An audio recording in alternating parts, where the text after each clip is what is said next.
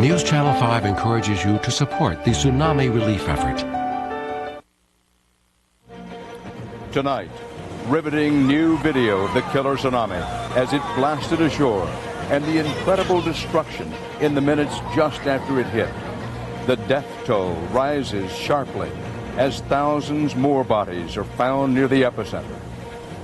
Also tonight, Mississippi burning. 40 years after the slaying of 3 civil rights workers, a reputed KKK member is charged with murder. We'll give you the inside story. And she jumped at the offer of a credit card with a very low fixed rate. But what happened next is cause for a consumer alert.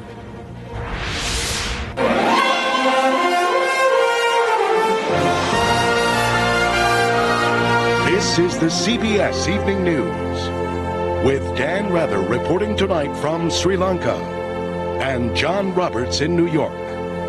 Good evening from Galle, Sri Lanka. Almost 2 weeks after killer waves ripped across seacoasts here and all around the Indian Ocean, new home video is still turning up.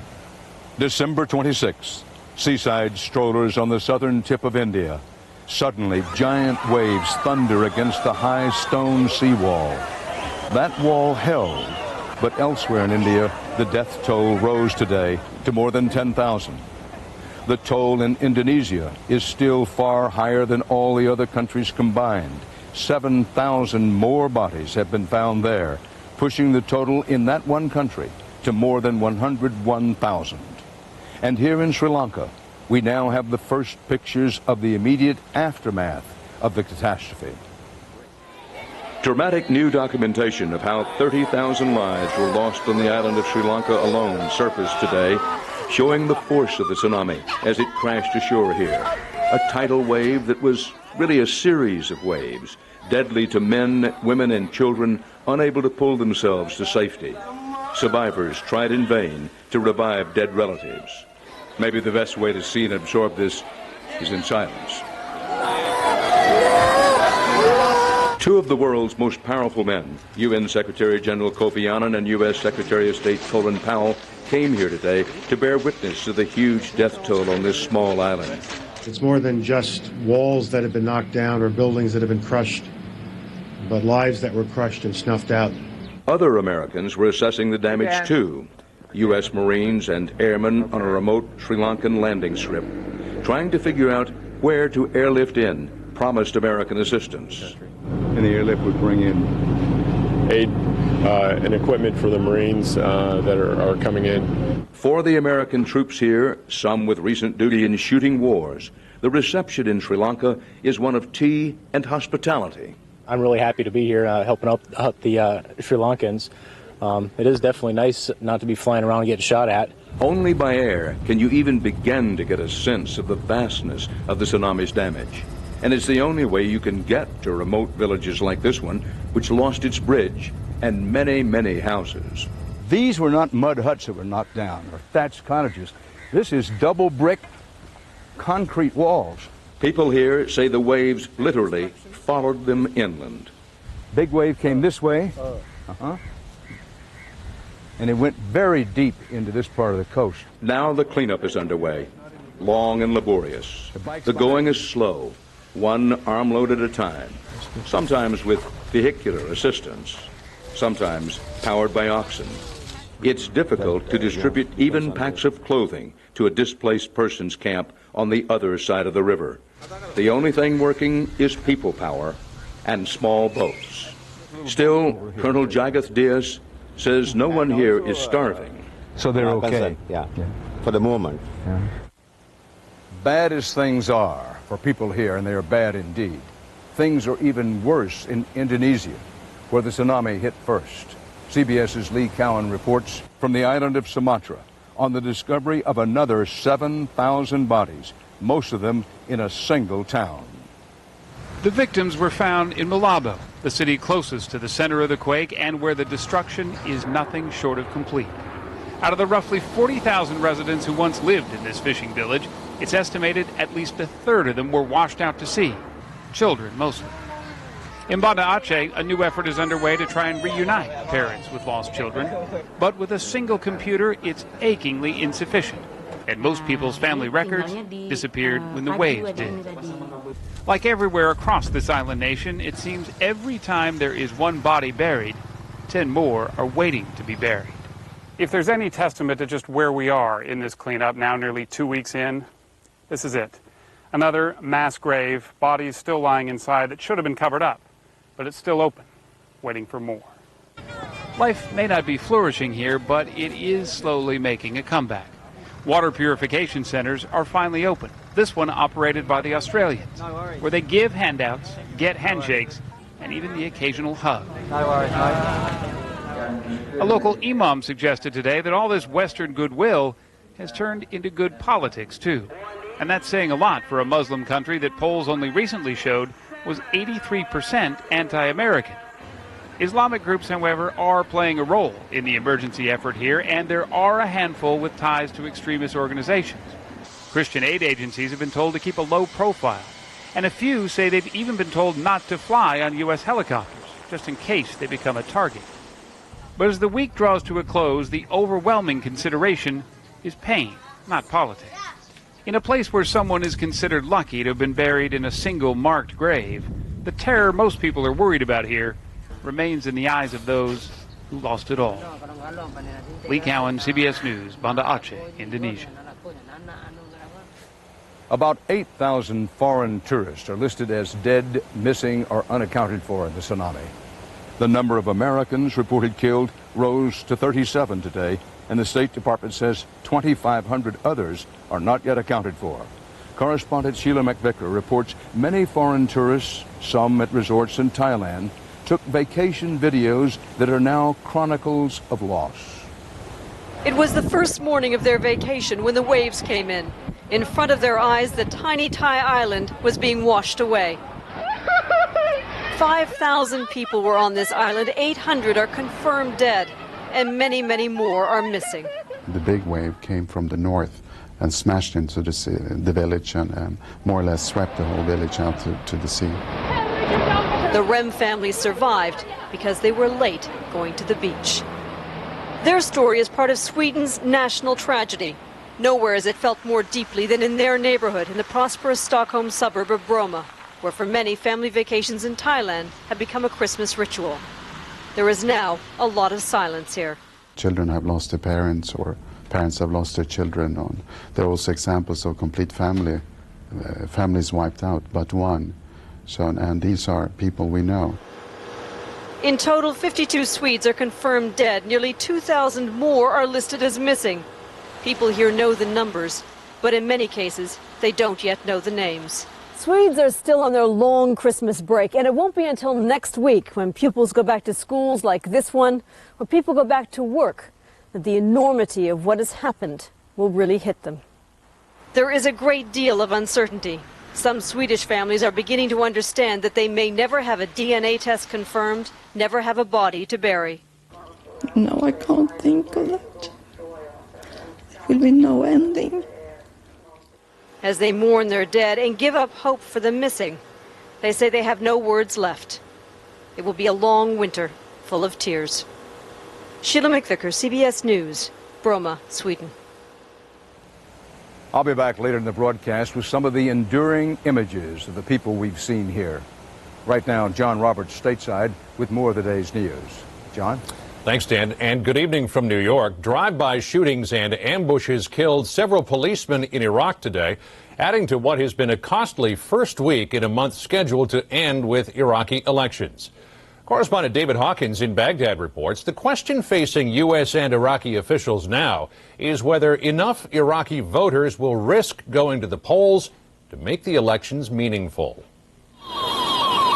The new year in Iraq is off to a bloody start. More than 90 people killed in the first week of January.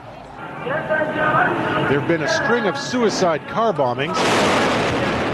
Baghdad's governor was gunned down in the street, and deadly attacks against U.S. troops continue. 9 were killed yesterday, 7 of them when their armored personnel carrier was blown up by a bomb on a Baghdad road. And today, a U.S. official warned that the insurgents are likely to step up their attacks ahead of the January 30th vote for a National Assembly that will write the country's new constitution. With the election still 3 weeks away, the commander of U.S. ground forces says that 4 of Iraq's 18 provinces are still too dangerous to safely hold elections. But I can't guarantee that every person in Iraq that wants to vote goes to a polling booth and can do that safely. Some Sunni leaders are calling for the elections to be postponed until security can be restored. I truly believe that if election takes place on January 30th as planned, it will be detrimental to the whole process. If large numbers of Sunnis stay away from the polls and aren't represented in the new assembly, that could set the stage for a dangerous split along religious lines. But as bad as holding elections now might be, U.S. and Iraqi officials say putting them off would be worse. David Hawkins, CBS News, Baghdad. President Bush told reporters today he remains optimistic that despite the current violence, elections will bring peace to Iraq. And he promised the United States will stand by Iraqi citizens brave enough to vote. I think elections will be such an incredibly hopeful experience for the Iraqi people. And I believe when democracies take hold, it leads to peace. That's been the proven example around the world.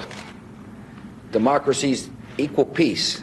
The president added that he believes the United States must, quote, be aggressive in the spread of freedom. About the U.S. economy now, President Bush applauded today's jobs report. It shows unemployment holding steady last month at 5.4% as the economy created 157,000 jobs. For all of 2004, it's 2.2 million new jobs, the best showing in 5 years. It's about 400,000 short of what the White House predicted a year ago, though. Wall Street stock prices were down for the day and for the week. Coming up next on tonight's CBS Evening News, he'll stand trial for the murder of 3 civil rights workers 40 years ago. What took so long?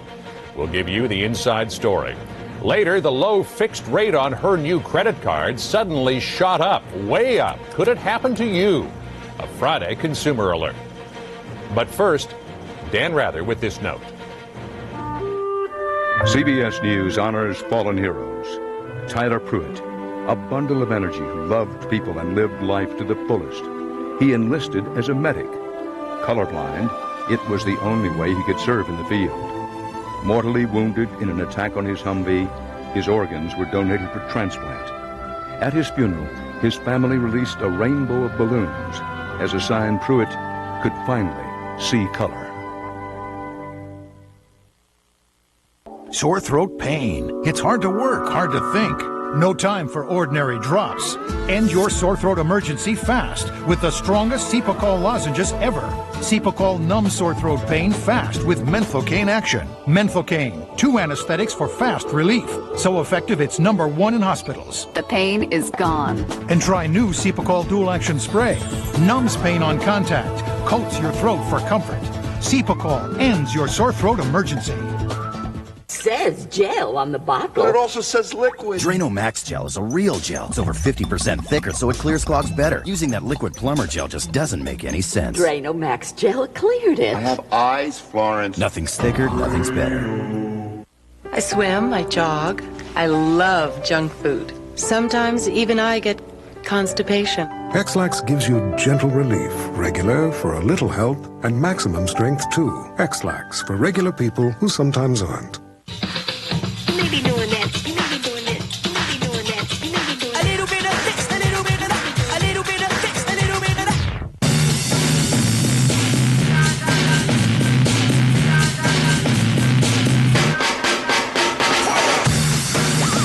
The all-new 2005 Hyundai Tucson with America's best warranty. Perfect for whatever, whenever.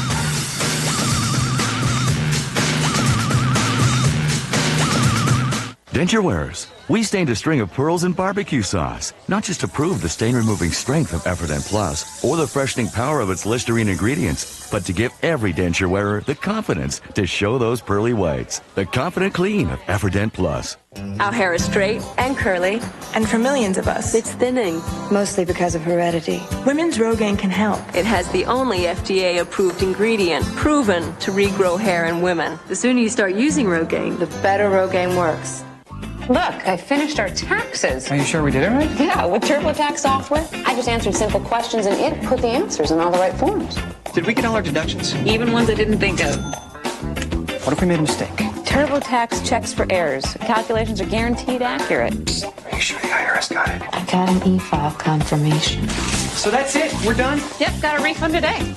I've always liked that TurboTax. Really? TurboTax. Taxes made easy. Taxes done right. It was a cold case, cold and cruel, the slaying of 3 young civil rights workers in Mississippi 4 decades ago. Today, a suspect appeared in court, the first person the state has charged with the murders. CBS News correspondent Mark Strassman gives you the inside story of the long search for justice. For Edgar Ray Killen, called preacher by his friends, this was his day of reckoning with justice and American history. The aging, reputed Klansman was finally called to account for an infamous crime in America's civil rights struggle, the 1964 murders of 3 idealistic voter registration volunteers in Philadelphia, Mississippi. It was such a seminal moment in the movement. President Lyndon Johnson was personally involved in the FBI's investigation. What can I tell the parents? I think you can tell the parents that the car has been found and that it was burned. In court, 3 separate times, Killen maintained he wasn't responsible. But prosecutors say they've lifted the hood of the ringleader. With the no statute of limitations, victims don't forget, and neither does the state. On a lonely Mississippi road, 3 civil rights workers, Michael Schwerner, Andrew Goodman, and James Chaney, were kidnapped, beaten and shot, and buried in an earthen dam. In 1967, a federal court convicted 7 other Klansmen of conspiracy. But until today, Mississippi had never charged anyone with the murders. Still, Andrew Goodman's mother never gave up hope. I didn't know if I was going to be here long enough to see it, but I thought that my children would. The case was reopened after another Klan leader, already in prison, pointed to Killen as someone who cheated justice. And even after 40 years, old passions die hard. Killen's brother attacked a photographer today outside the courthouse, and another suspect in the killings remains indignant. After 40 years, to come back and do something like this is ridiculous. 7 of the other original suspects in the murders remain alive. And like Killen, more of them could now face arrest and the possibility of dying behind prison walls. Mark Strassman, CBS News, Philadelphia, Mississippi. The Justice Department has been investigating Hillary Clinton's 2000 Senate campaign, and tonight comes word the campaign's finance director has been indicted. David Rosen is accused of filing false reports with the Federal Election Commission, reports which, among other things, understated how much the Clinton campaign spent on fundraising events. You're watching the CBS Evening News, and coming up next, her new credit card had a low fixed interest rate. So why did it shoot sky high just a month later? A Friday consumer alert straight ahead. I fight a war that never stops. I work in infectious diseases at GlaxoSmithKline. You know how hard it is to find a new drug? Think of it this way. One of these snowflakes will fight one kind of infection and be safe enough for people to take. A scientist here could work through 1 million compounds and find only one new drug. And then we start again, because bacteria develop resistance and new viruses appear. The war never stops. GlaxoSmithKline. Today's medicines finance tomorrow's miracles.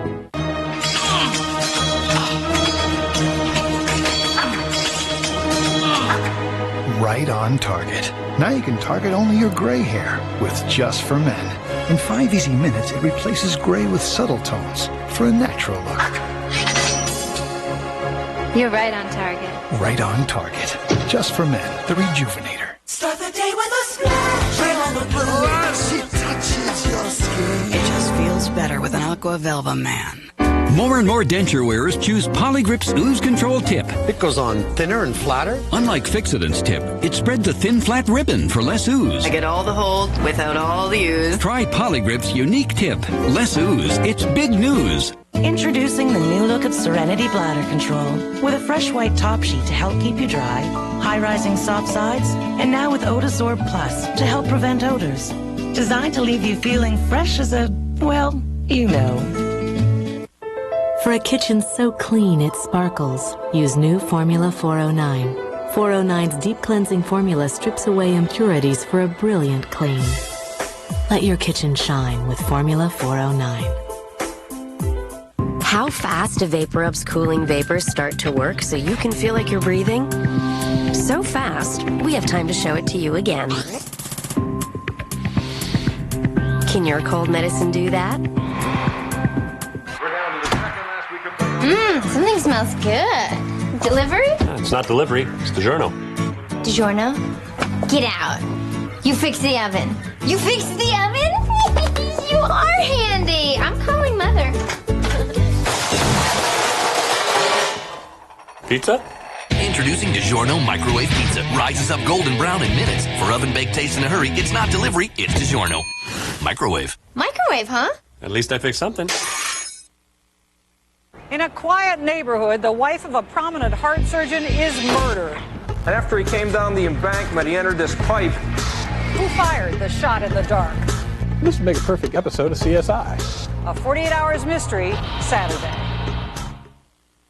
President Bush took steps today to make good on a campaign promise to overhaul the federal tax code. He chose two former U.S. senators, one Republican, one Democrat, to head a tax review panel. The president said everything in the current tax code is on the table. The panel's mandate is to make the system fair, simple, and good for the economy. A lot of Americans thought it would be good for their personal finances when they heard ads for a credit card that promised a low fixed rate. You may have seen the ads yourself, but before long, the rate was no longer fixed, and you could hardly call it low. Cynthia Bowers has a Friday consumer alert about what's in your wallet. Here, there's a fox. As money manager for her young family, Nikki Bourgeois is always bargain hunting, which is why Capital One's no-hassle credit card ads caught her eye. Get our lowest fixed rate ever. But before transferring her debt, she called to make sure. What did Capital One tell you? They told us that it was a fixed rate and that it would not move. Any balance would remain at that fixed rate until paid in full. Or until Capital One changed its mind. Last March, in the space of a month, the interest rate tripled to 14.9%. They said that I had made a late payment. And so there's nothing on here about a late payment? Nope. All we have is this explanation here. We've broken a rule. Minnesota's Attorney General says Capital One is the one breaking the rules. It seems to me if you're going to say it's a fixed rate, it ought to be fixed. Capital One's estimated billion-dollar ad blitz has turned the 10-year-old company into a major player in the credit card industry. Now Hatch has filed suit against the credit card giant for misleading consumers. What they're not telling these people is we've put in there a number of tripwires. And sometime during the next 2 years, you're going to hit one of those, and 40% of you folks, you're going to be paying a higher interest rate. Citing the lawsuit, Capital One declined an interview request for this story, but did point out in a statement that every customer gets basic information about how to avoid fees, keep within their credit limit, and understand how the annual rates are applied. And if you stop the ad and look really closely, there is a disclaimer saying the terms can change at any time. What's more, many credit card companies now run monthly credit checks on their customers. And if they think they're getting in trouble with any creditor, they can raise rates with no warning to protect their own bottom line. Credit cards are the most risky type of consumer lending that any bank could provide. They're unsecured. We never meet the party that we're lending to on those credit cards. Good girl. The Bourgeois closed their Capital One account. What is the lesson that you hope people learn from your experience? Don't always believe what you see and hear. And now have found other ways to solve their financial puzzles. Cynthia Bowers, CBS News, St. Paul, Minnesota. Coming up next on tonight's CBS Evening News, unforgettable images. Dan Rather shows you the faces of the youngest victims of the tsunami and what they're up against now. Have yourself a merry little Christmas. Let your heart be light. Next year all our troubles will be out of sight. So have yourself a merry little Christmas. This holiday season, Put out the good stuff. Planters. Let's talk about better. When someone says something's better, it's usually just their opinion. So if you suffer from acid reflux disease, frequent heartburn, and I told you prescription Nexium heals acid-related damage in the esophagus better, you'd want proof. And now, your doctor has that proof. Recent medical studies prove Nexium heals that damage better than the other leading prescription medicine. No wonder they call Nexium the healing purple pill. So call your doctor today and ask if Nexium is right for you. Because if left untreated, the damage could get worse. Other serious stomach conditions may still exist. The most common side effects of Nexium are headache, diarrhea, and abdominal pain. Hey, with Nexium, you don't just feel better, you are better. And better is better.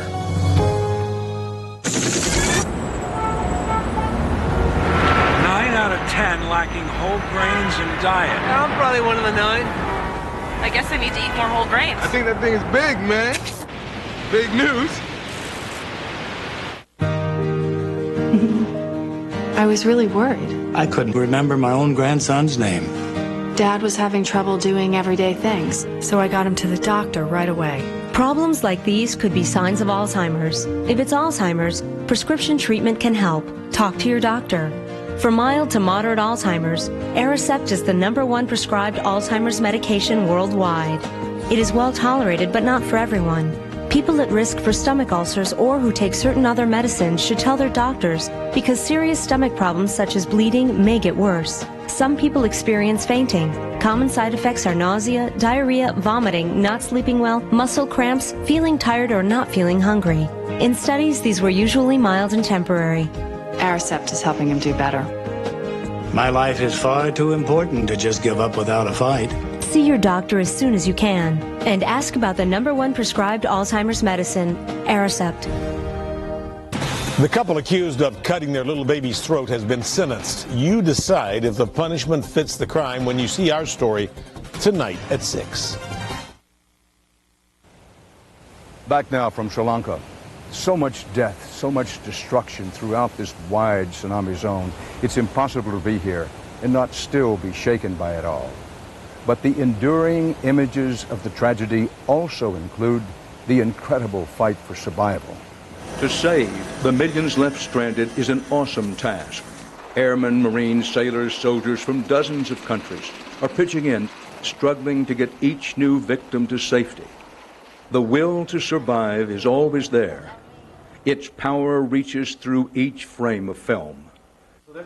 And no image touches us more deeply than the faces of frightened children. We learned this week that hundreds of thousands are orphans now, left alone in a world adults cannot possibly explain to them. And yet, that human spark to live with dignity is clearly here, in temporary schoolhouses, in displaced persons camps. There's a determination to make new homes, to pull together, to rebuild. Because, as everywhere, there is a future to consider, a future for those who will grow up here, together. And that's part of our world. Bob Schieffer will have more about the tsunami Sunday morning on Face the Nation. For the CBS Evening News, Dan Rather reporting from Galle, Sri Lanka. Good night. For news 24 hours a day, click on cbsnews.com. Brought to you in part by Walmart, saving you and your family time and money with everyday low prices.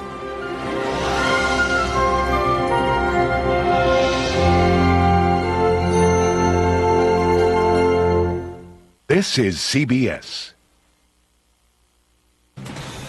Straight ahead on News Channel 5 at 6, it's who you call in the event of an emergency. But it seems Metro's 911 center is having an emergency of its own, an emergency that could keep them from helping you. And her throat was slit, her parents accused of the crime. Today, baby Crystal's mother and father received their punishment. And bank robberies within minutes and just a few miles apart. Metro Police search for a serial bank robber. The news is now. From your news and information leader. This is News Channel 5 at 6. Good evening, everyone. Nashville's 911 center is dealing with its own emergency. The city council is looking into complaints that dispatchers are overworked. And as News Channel 5's Barry Simmons tells us, some are worried that has led to some dangerous mistakes. 6 months after his house burned down, this was our master bedroom on this end where the fire started. Doug McCormick is still upset it took him so long that night to get through to a 911 dispatcher. You think, well, if I can call 911, I'll have the fire department here and they'll put the fire out. But by the time someone did get through and